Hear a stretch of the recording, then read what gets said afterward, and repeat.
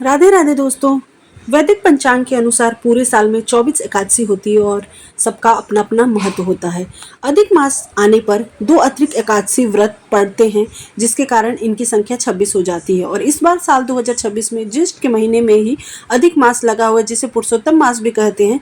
अधिक मास के शुक्ल पक्ष की एकादशी पद्मिनी एकादशी कहलाती है और कृष्ण पक्ष की एकादशी परम एकादशी कहलाती है। और यह 2 एकादशियां मलमासी एकादशी या फिर अधिक मासी एकादशी के नाम से भी जाने जाते हैं।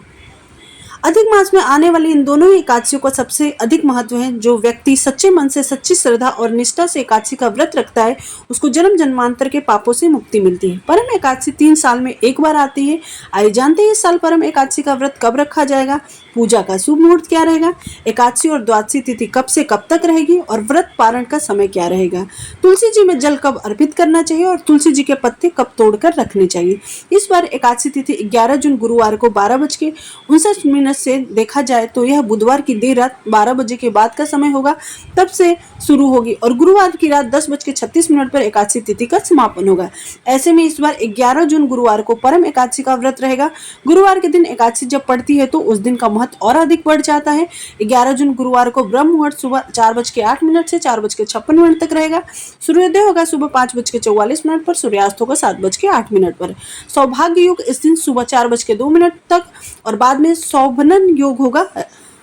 राहु काल दोपहर 1:30 बजे से 3 बजे तक रहेगा। द्वादशी तिथि 11 जून गुरुवार को रात 10:37 से शुरू होगी और हरिवासर का समय भी इसी समय से शुरू होगा। द्वादशी तिथि का समापन 12 जून शुक्रवार को शाम 7:33 पर होगा।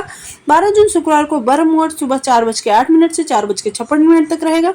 सूर्योदय होगा सुबह 5:44 पर, सूर्यास्त होगा शाम 7:08 पर। इस दिन प्रातःकाल पूजा मुहूर्त सुबह 4:22 से 5:23 तक रहेगा। हालांकि आप सूर्योदय होने तक भी सुबह की पूजा कर सकते हैं। इस दिन राहु काल सुबह 10:30 से दोपहर 12 बजे तक रहेगा। परम एकादशी व्रत का पारण 12 जून शुक्रवार को सुबह 5:23 से लेकर 8:10 के बीच में किया जाएगा। एकादशी व्रत हमेशा निर्धारित मुहूर्त के अंदर ही खोलना चाहिए।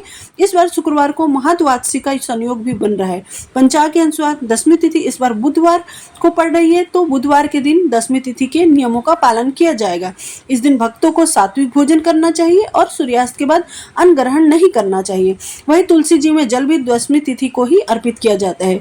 एकादशी के दिन ना तो तुलसी के पत्ते तोड़े जाते हैं और ना ही तुलसी जी में जल अर्पित किया जाता है। तो भगवान के भोग के लिए पत्ते भी बुधवार के दिन ही तोड़ कर रख लीजिए। इस दिन भगवान विष्णु की पूजा करके संकल्प लेकर व्रत प्रारंभ करें।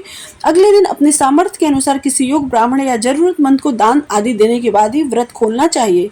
यह थी आज की वीडियो। अगर आपको हमारे द्वारा दी गई जानकारी पसंद आई हो तो वीडियो को लाइक करना और चैनल को सब्सक्राइब करना बिल्कुल मत भूलिएगा। और ऐसे ही आप अपना प्यार दुलार बनाए रखें और हम आपके लिए ऐसी ही अच्छी अच्छी जानकारियाँ लाते रहेंगे। और वीडियो को आगे ज़रूर बढ़ाइएगा और सब्सक्राइब, लाइक, शेयर भी ज़रूर करिएगा।